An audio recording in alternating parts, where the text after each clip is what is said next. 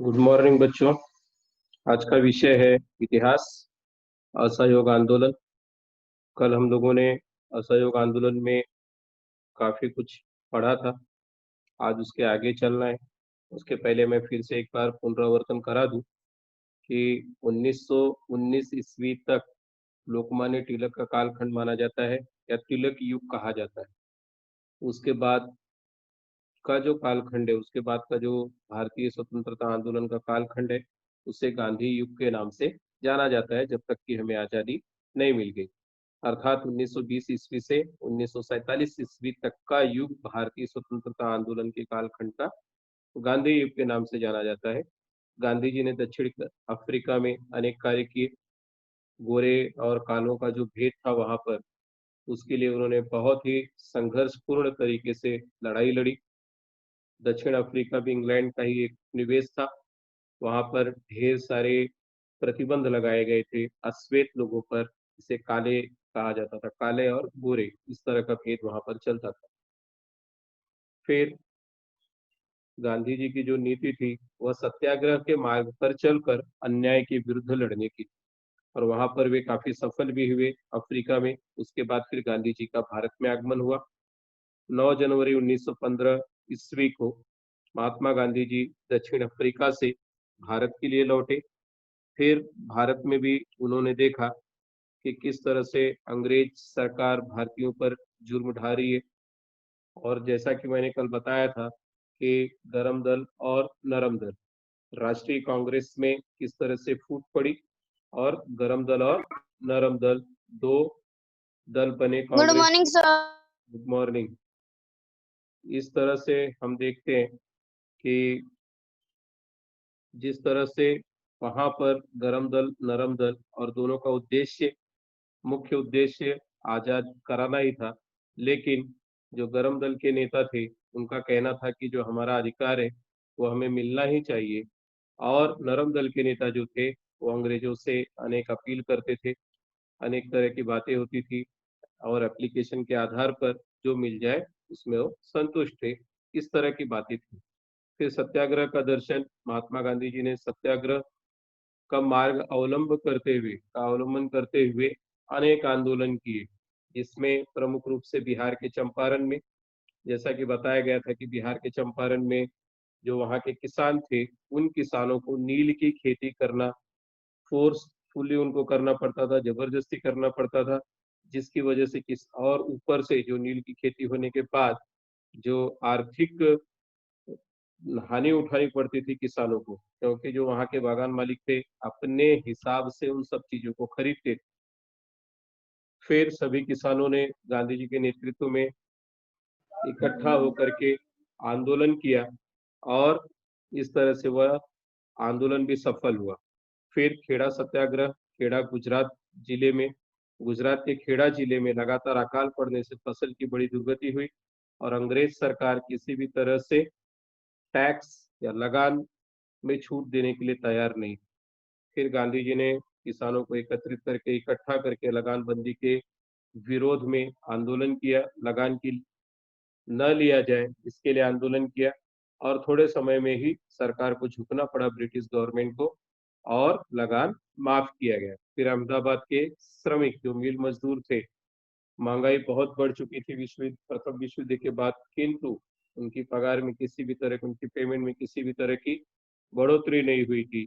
इसकी वजह से बहुत ही हालात वहाँ के मजदूरों के खराब थे। तो गांधी जी की सलाह पर श्रमिकों ने हड़ताल और अनशन किया। फिर गांधी जी भी श्रमिकों के साथ अनशन पर बैठे। इस तरह से वह आंदोलन भी सफल हुआ। वहाँ के जो मिल मालिक थे, उनको श्रमिकों के आगे झुकना पड़ा, और वेतन में वृद्धि की गई। फिर रौलट रौलट के एक अंग्रेज अधिकारी, जिसके ऐसा कानून बनाया था जिसने रौलट एक्ट जिसे कहा जाता है, किसी को भी बिना किसी जांच के, बिना किसी जांच पड़ताल के, किसी को भी कैदी, किसी भी भारतीय को कैदी बना करके रखा जा सकता था, न्यायालय में मुकदमा न दायर करते हुए। यह एक तरह का काला कानून था, जिसके विरोध में पूरे देश भर में प्रतिक्रिया हुई, और लोगों ने उसका विरोध किया। उसमें प्रमुख रूप से जलियांवाला बाग जलियांवाला बाग अमृतसर में एक स्थान का नाम है, जहाँ पर बैसाखी के दिन सभी लोग शांतिपूर्ण तरीके से विरोध प्रदर्शन कर रहे थे, किंतु जनरल डायर ने वहां पर आकर के अंधाधुंध गोलियां चलवाई, जिसमें जब तक कि गोलियां समाप्त हो गई नहीं हो गई, तब तक उसने गोलियां चलवाई। सैकड़ों लोग मारे गए, हजारों लोग घायल हो गए। जलियांवाला बाग हत्याकांड के नाम से मशहूर हुआ, और इसके निषेध में पूरे देश में फिर धरने और प्रदर्शन हुए। इस नरसंहार के विरोध में इसका मुख्य उत्तरदायित्व गवर्नर माइकल ओडायर को ठहराया गया। पूरे विश्व में इसकी भर्त्सना हुई। भारत देश में भी सभी लोगों ने इसका विरोध किया, और ठाकुर रविन्द्रनाथ टैगोर जी जो थे, उन्होंने अंग्रेजों द्वारा एक उपाधि मिली थी उन्हें सर की, उस उपाधि का उन्होंने त्याग किया, उसे लौटा दिया। इसके बाद फिर जलियांवाला बाग की जांच की मांग सभी लोग करने लगे। फिर खिलाफत आंदोलन के बारे में हम लोगों ने पढ़ा था। तुर्किस्तान का सुल्तान, जो खलीफा कहा जाता है, उनके जो धर्म गुरु होते हैं, प्रथम विश्व युद्ध में इंग्लैंड के खिलाफ तुर्किस्तान था। भारतीय मुस्लिमों ने इसी बात पर समर्थन दिया था, प्रथम विश्व युद्ध में भाग लेने के लिए सहभाग दिया था, कि इंग्लैंड कभी भी तुर्किस्तान को कोई नुकसान नहीं पहुंचाएगा, कोई भी क्षति नहीं पहुंचाएगा। किंतु अंग्रेजों ने अपना वादा नहीं निभाया, जिसके विरोध में खिलाफत आंदोलन की शुरुआत मुस्लिम लोगों ने शुरू किया, भारतीय मुसलमानों ने शुरू किया, और यह आंदोलन खिलाफत आंदोलन के नाम से जाना जाता है। उसके बाद फिर गांधी जी ने ऐसे समय में इस आंदोलन को समर्थन देकर के हिंदू मुस्लिम एकता का परिचय दिया, और सभी हिंदू मुस्लिम सभी लोग मिल करके इसके खिलाफ, अंग्रेजों के खिलाफ आंदोलन शुरू किए। इसके बाद आया असहयोग आंदोलन, नॉन कोऑपरेशन मूवमेंट जिसे कहते हैं। भारत में अंग्रेजी सत्ता सिर्फ भारतीयों के सहयोग की वजह से टिकी थी। यदि भारतीय लोग उनको सहयोग देना छोड़ दें, तो उनकी सत्ता एक दिन भी सरकार उनकी यहाँ पर नहीं चल सकती, उनका शासन नहीं चल सकता, ऐसा लोगों के समझ में आया। तो उसके बाद फिर 1920 ईस्वी में राष्ट्रीय कांग्रेस का अधिवेशन नागपुर में हुआ, जहां पर सभी लोगों ने गांधी जी के नेतृत्व में असहयोग आंदोलन करने के लिए सभी तैयार हुए, और असहयोग आंदोलन की शुरुआत हुई। अब असहयोग आंदोलन की योजना के अनुसार पंडित मोतीलाल नेहरू, चित्तरंजन दास आदि विख्यात वकीलों ने न्यायालय का बहिष्कार किया। विदेशी शिक्षा के बहिष्कार के लिए सभी लोग एकजुट हुए। राष्ट्रीय विद्यालय महाविद्यालयों की स्थापना हुई। चुनाव का बहिष्कार किया गया। विदेशी वस्त्रों की कई जगह पर होली जलाई गई, और जहां पर विदेशी वस्त्र बिकते थे, जो कपड़े बिकते थे विदेश से आए हुए, उसके खिलाफ लोगों ने धरने प्रदर्शन किया। इसकी वजह से इंग्लैंड से जो कपड़ा आता था, वो पूरी तरह से व्यापार ठप पड़ गया। अनेक लोगों ने इस आंदोलन में सहभाग लिया। असहयोग आंदोलन सफल हो रहा था। पूरे देश में असहयोग आंदोलन में सभी लोगों ने एक तरह से एकजुट होकर के सहभाग लिया, जिसकी वजह से अंग्रेजों की हालत खस्ता हो चुकी थी। लेकिन कुछ दिन बाद 1922 ईस्वी में प्रदर्शनकारियों ने गोरखपुर, उत्तर प्रदेश की एक जगह है, जहाँ पर थाना चौरी चौरा यहाँ पर दिखाया गया है, थाना आज भी मौजूद है। यहाँ पर सभी लोग, वहाँ के लोग जुलूस निकाले थे, शांतिपूर्ण तरीके से विरोध प्रदर्शन कर रहे थे। तभी पुलिस की इस जुलूस पर पुलिस ने गोलियां चलाई, जिसकी वजह से भीड़ बहुत अधिक क्रोधित हो गई, और इस थाने को पूरी तरह से जला दिया गया, फूंक दिया गया, जिसमें 22 पुलिसकर्मी मारे गए। अब यह आंदोलन अहिंसा से हट करके हिंसक होने लगा था, ऐसा गांधी जी ने देखा। गांधी जी को भी बंदी बनाया गया। उन पर यंग इंडिया में 3 राष्ट्रद्रोही लिखने का अभियोग रखकर राजद्रोह का मुकदमा चलाया गया। अहमदाबाद में विशेष न्यायालय की स्थापना की गई। गांधी जी को 6 वर्ष का दंड सुनाया गया। कालांतर में स्वास्थ्य की शिकायत को लेकर गांधी जी को कारावास से रिहा किया गया। अर्थात इस आंदोलन को गांधी जी ने बंद करने का सबसे बड़ा कारण ये बताया कि यह आंदोलन अब हिंसक हो चुका है, इसलिए इस आंदोलन को उन्होंने वापस लिया, क्योंकि गांधी जी सत्य, अहिंसा, इन सब चीजों का अवलंब करते हुए अंग्रेजी सरकार, अंग्रेजी हुकूमत के खिलाफ लड़ रहे थे। अब यहाँ पर जब क्रोधित भीड़ ने 22 लोगों को 22 पुलिसकर्मियों को चला दिया। उन्हें लगा कि यह आंदोलन अब कई जगह पर हिंसात्मक मोड़ ले रहा है, इसलिए इस आंदोलन के सफल होते हुए भी इसको उन्हें वापस लेना पड़ा। अब गांधी जी को फिर मुकदमा दायर किया गया, उनको 6 वर्ष के लिए जेल में डाला गया। अहमदाबाद में उसके लिए विशेष न्यायालय की स्थापना की गई। किंतु जब गांधी जी की तबीयत, अनशन पर बैठ जाते थे गांधी जी, जब गांधी जी की तबीयत जेल में बहुत ज्यादा खराब होने लगी, तो उन्हें स्वास्थ्य की शिकायत को लेकर के गांधी जी को कारावास से रिहा किया गया। क्योंकि जब गांधी जी जेल में होते थे, तो पूरे भारतवासी एकत्रित होकर के उनके लिए आंदोलन करते थे, जिससे अंग्रेज सरकार को झुकना पड़ता था और उन्हें कारावास से रिहा करना पड़ा। गांधी जी ने असहयोग आंदोलन के साथ साथ रचनात्मक कार्यक्रम भी चलाया। अब रचनात्मक कार्यक्रम क्या थे? सिर्फ असहयोग आंदोलन से काम नहीं चलेगा, गांधी जी को पता था, क्योंकि बाकी के कार्य भी होने चाहिए। लोगों के रोजगार का भी प्रश्न था, शिक्षा का भी प्रश्न था। अब इसमें कौन-कौन से कार्यक्रम? इसमें प्रमुखतः स्वदेशी का प्रसार, अर्थात जो स्वदेशी वस्तुएं हैं उसको ज्यादा से ज्यादा खरीदा जाए, ज्यादा से ज्यादा उसका उपयोग किया जाए। फिर हिंदू मुस्लिम एकता पर बल दिया, हिंदू मुस्लिम एकता बनी रहे इसके लिए। फिर शराबबंदी, अर्थात जहां जहां पर शराब की, विदेशी शराब की दुकानें थी, उसको बंद करने के लिए उन्होंने आंदोलन किया। अस्पृश्यता का निर्मूलन, छुआछूत का बहुत भेदभाव था, ऊंच नीच इस तरह की जो बातें समाज में व्याप्त थी, उसके खिलाफ भी गांधी जी ने आंदोलन किया, लोगों को समझाया, उसके बारे में जागृति लाने का कार्य किया। फिर खादी का प्रचार, अर्थात हाथ करघे से जो खादी बनती थी, उस वस्त्र का उपयोग हम ज्यादा से ज्यादा करें, विदेशी वस्त्र का उपयोग न करें, ऐसा गांधी जी ने खादी के प्रचार के रूप में घर घर चरखा बांटा गया, लोगों को चरखे पर वस्त्र बनाना सिखाया गया। तो राष्ट्रीय शिक्षा जैसी बातों का समावेश था। विदेशी शिक्षा का विरोध करके राष्ट्रीय शिक्षा का अधिक से अधिक प्रचार करना।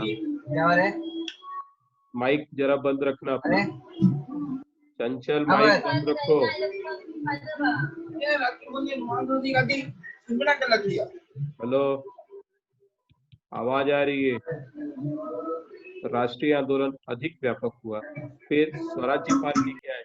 राष्ट्रीय कांग्रेस के चित्तरंजन दास, मोतीलाल नेहरू ने सरकार को घेरने के लिए विधानमंडल में प्रवेश पाने का विचार रखा। 1922 ईस्वी में राष्ट्रीय कांग्रेस के अंतर्गत स्वराज्य पार्टी की स्थापना की गई। अब स्वराज्य पार्टी क्या है? राष्ट्रीय कांग्रेस में चित्तरंजन दास, मोतीलाल नेहरू जैसे लोगों ने सरकार को वहां पे उनके सामने ही जाकर के घेरने के लिए, अर्थात हम लोग सिर्फ बाहर से आंदोलन करेंगे तो नहीं चलेगा, इसके लिए हमको क्या करना होगा? चुनाव लड़ करके विधानमंडल में प्रवेश पाए और वहां पर जाकर के विधानमंडल में, विधिमंडल में जाकर के हम लोग उनका बहिष्कार करें या अपनी बातों को और भी ज्यादा मजबूती से अच्छे तरीके से रख सकते हैं, ऐसा इनका विचार था। इसलिए स्वराज्य पार्टी की स्थापना हुई 1922 ईस्वी में।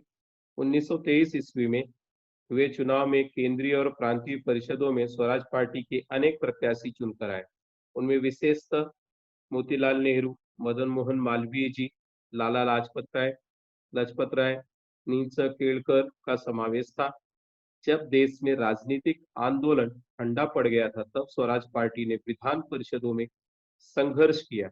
उन्होंने विधान परिषदों में सरकार की अन्यायकारी नीतियों का प्रखर विरोध किया। भारत में आगामी समय में उत्तरदायी सरकार पद्धति देने की मांग की।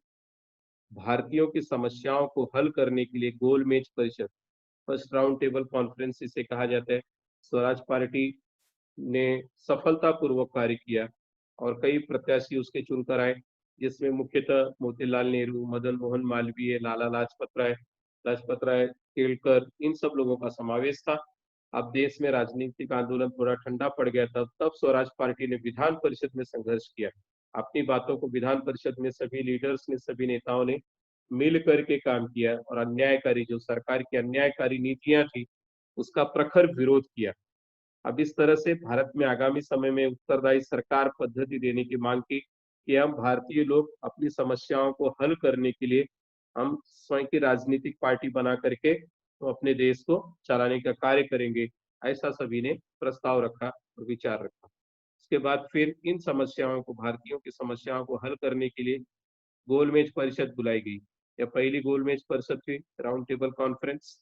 राजनीतिक बंदियों को रिहा करें, इसके लिए विधान परिषद मंडल में प्रस्ताव सम्मत करवा लिए। सरकार ने स्वराज पार्टी के अधिकांश प्रस्ताव निरस्त कर दिए। ढेर सारी मांगे थी स्वराज पार्टी की, किंतु उन मांगों को निरस्त किया गया, कैंसिल किया गया, माना नहीं गया। उसमें प्रमुख मांग थी राजनीतिक बंदियों को रिहा करनी। अब यह तो प्रस्ताव मान्य हो गया, लेकिन और भी जो मांगे थी स्वराज्य पार्टी की, उसे मान्य नहीं किया गया। साइमन कमीशन 1919 ईस्वी में मॉन्टेग्यू चेम्सफोर्ड कानून द्वारा किए गए सुधार असंतोषजनक थे, अतः भारतीय जनता में असंतोष व्याप्त था। इस पृष्ठभूमि में अंग्रेज सरकार ने 1927 ईस्वी में सर जॉन साइमन की अध्यक्षता में एक कमीशन नियुक्त किया। अब साइमन कमीशन, मॉन्टेग्यू चेम्सफोर्ड ने अनेक सुधार कानून लाए, किंतु सभी वो असंतोषजनक अर्थात मान्य नहीं किए भारतीयों को। भारतीय जनता में इसी तरह से असंतोष व्याप्त था। अब अंग्रेज सरकार ने 1927 ईस्वी में सर जॉन साइमन की अध्यक्षता में एक कमीशन, एक कमेटी नियुक्त की। इस कमीशन में 7 सदस्य थे, फिर परंतु अर्थात सभी सदस्य अंग्रेज थे, उसमें एक भी भारतीय सदस्य नहीं था। परिणाम स्वरूप भारत के राजनीतिक दलों ने साइमन कमीशन का बहिष्कार करने का निश्चय किया। साइमन कमीशन का अगर पूछा जाए कारण कि क्यों बहिष्कार किया गया, क्योंकि यह 7 सदस्यीय कमेटी थी जिसमें 7 सदस्य थे। ऐसा कमीशन बनाया गया, किंतु इसमें एक भी भारतीय नहीं था, जिसके विरोध में लोगों ने इसका बहिष्कार किया। 1928 ईस्वी में साइमन कमीशन भारत में आया। यह कमीशन जहां जहां गया, वहां वहां उनके विरुद्ध प्रदर्शन किए गए। साइमन गो बैक, साइमन वापस जाओ, इस तरह के नारों से प्रखर विरोध दर्शाया गया। प्रदर्शनकारियों पर लाठी चार्ज किया गया, लाठी चलाई गई। हम देख रहे हैं यहाँ पर साइमन गो बैक के पूरे भारत भर में इसकी निंदा की गई, इसके खिलाफ धरने किए गए, प्रदर्शन किए गए। यहाँ पर एक इसी तरह का प्रदर्शन, काले झंडे दिखाना, फिर साइमन गो बैक के नारे, साइमन वापस जाओ, इस तरह के नारे लगाए गए। और फिर अंग्रेज सरकार ने इनके खिलाफ एक्शन लिया और लोगों पर लाठी चार्ज करवाया। लाहौर में भी इसी तरह से विरोध प्रदर्शन हो रहा था। लाला लजपत राय के नेतृत्व में प्रदर्शन किया जा रहा था। इन प्रदर्शनकारियों पर पुलिस ने लाठी चलाई और बेहिसाब लाठियां बरसाई गई प्रदर्शनकारियों पर। अहिंसा के मार्ग को अवलंब उसको मानते हुए लोग प्रदर्शन कर रहे थे, किसी भी तरह की हिंसा नहीं हो रही थी, किंतु उदंड पुलिस अधिकारी सैंडर्स ने लाला जी की छाती पर लाठी से प्रहार किया और बहुत सारी लाठियां लाला जी पर, मस्तक पर भी उनके फूट चुका था, खून निकल रहा था, छाती पर भी लाठी से प्रहार किया गया। इस क्रूर प्रहार की वजह से इस हमले की बात की निंदा भर्त्सना सभा में लाला जी ने कहा, लाठी की प्रत्येक चोट के साथ ब्रिटिश साम्राज्य के ताबूत पर एक एक ईंट ठोकी जा रही है। कालांतर में कुछ ही दिनों में लाला जी का निधन हो गया।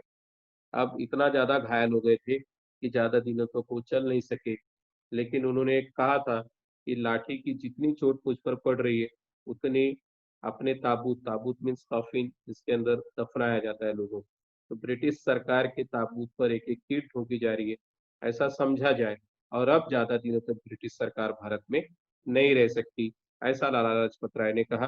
किंतु कुछ दिनों के बाद ही उनका दुखद निधन हो गया। नेहरू प्रतिवेदन रिपोर्ट क्या है? भारत के सभी नेता मिलकर सर्वसहमति से संविधान बना नहीं सकते, इस प्रकार की आलोचना भारत मंत्री बर्कन हेड ने की। इस चुनौती को स्वीकार कर सर्वदलीय समिति स्थापित की गई। अब अंग्रेज सरकार को लगता था कि भारतीय लोग सभी मिलकर के एक संविधान तैयार नहीं कर सकते, भारत के सभी नेता मिलकर के भी एक संविधान नहीं बना सकते, ऐसा भारत मंत्री बर्कन हेड, ब्रिटिश अधिकारी था, उसने की। अब इस चुनौती को स्वीकार करने के लिए नेहरू प्रतिवेदन, नेहरू रिपोर्ट, सर्व समिति, सर्वदलीय समिति अर्थात जितने भी दल थे सभी को मिला करके एक समिति बनाई गई। इस समिति के अध्यक्ष पंडित मोतीलाल नेहरू थे। भारत में स्वतंत्र उपनिवेश की सरकार स्थापित करें, वयस्क मतदान पद्धति लागू करें, भारतीयों को नागरिकों के मौलिक अधिकार दें, भाषावार प्रांत रचना करें, जैसे प्रस्ताव इस प्रतिवेदन में थे। इस प्रतिवेदन को नेहरू प्रतिवेदन कहते हैं। अब अगर पूछा जाए कि नेहरू प्रतिवेदन में मुख्य बातें क्या थी, तो हम बता सकते हैं कि भारत के सभी वयस्क जो लोग हैं, उनको मतदान देने का अधिकार प्राप्त हो, भारतीय स्वतंत्र सरकार तैयार हो भारतीयों की, भारतीयों को उनके मौलिक अधिकार जो मूलभूत अधिकार है वो मिले, और जितनी भी भाषाएं भाषा जिस भाषा का बाहुल्य जहाँ पर हो उसके हिसाब से प्रांत की रचना की जाए। जैसे आज राज्य बने हैं मध्य प्रदेश, उत्तर प्रदेश, बिहार, इस तरह से अलग अलग प्रांतों की रचना भाषा के आधार पर हो। इसे ही नेहरू प्रतिवेदन कहते हैं। 1929 ईस्वी के अंत तक सरकार ने नेहरू प्रतिवेदन को नहीं स्वीकारा तो सविनय अवज्ञा आंदोलन प्रारंभ करने की चेतावनी दी गई। इस पृष्ठभूमि में 1929 ईस्वी के दिसंबर में पंडित जवाहरलाल नेहरू की अध्यक्षता में लाहौर में अधिवेशन हुआ और वह ऐतिहासिक सिद्ध हुआ। अब यहाँ पर पंडित जवाहरलाल नेहरू, उसके पहले मोतीलाल नेहरू के लीडरशिप में नेहरू प्रतिवेदन बना था। अब 1929 ईस्वी के अंत तक सरकार ने जो मोतीलाल नेहरू ने प्रतिवेदन रखा था, जो बातें रखी थी, उसको स्वीकार नहीं किया गया, तो सविनय अवज्ञा आंदोलन की चेतावनी अंग्रेज सरकार को दी गई। अब यहाँ पर पंडित जवाहरलाल नेहरू की अध्यक्षता में लाहौर में इसी के बारे में अधिवेशन हुआ और यह अधिवेशन ऐतिहासिक था। पूर्ण स्वाधीनता की मांग। अब स्वतंत्र उपनिवेश की सरकार, यह अब तक राष्ट्रीय कांग्रेस का उद्देश्य था। अर्थात लोगों को लगता था कि हमारे उपनिवेश की एक स्वतंत्र सरकार हो, हम लोग इसको चलाएं। उसमें किंतु जो युवा थे, युवाओं को यह मान्य नहीं था, उन्हें पूर्ण आजादी चाहिए थी। पंडित जवाहरलाल नेहरू और सुभाष चंद्र बोस पूर्ण स्वाधीनता की मांग करने वाले युवाओं के नेता थे। पंडित जवाहरलाल नेहरू, सुभाष चंद्र बोस, इनका कहना था कि हमें पूर्ण सरकार चाहिए, पूरे बहुमत की सिर्फ हमारी सरकार हो, जिसमें अंग्रेजों का कोई रोल नहीं होना चाहिए। अब पूर्ण स्वाधीनता की मांग करने लगे ये सब। यह इस युवा वर्ग के प्रभाव स्वरूप राष्ट्रीय कांग्रेस के लाहौर अधिवेशन में पूर्ण स्वाधीनता का प्रस्ताव पारित किया गया।